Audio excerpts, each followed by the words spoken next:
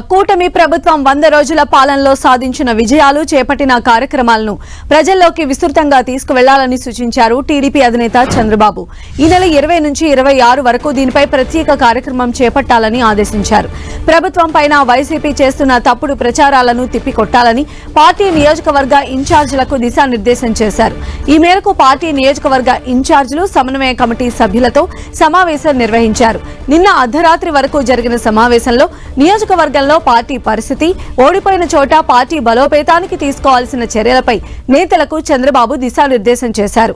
NDA గౌరవం కాపాడేలా నేతలతో సమన్వయం చేసుకోవాలని సూచించారు. 40 ఏళ్లుగా పార్టీ జెండా మోస్తున్న కార్యకర్తలను అన్ని విధాలా పైకి తీసుకువచ్చే దిశగా కార్యాచరణ రూపొందిస్తున్నామని తెలిపారు చంద్రబాబు. అక్టోబర్ 2 నుంచి పార్టీ సభ్యత్వ నమోదు కార్యక్రమాన్ని చేపడుతున్నట్లు స్పష్టం చేశారు.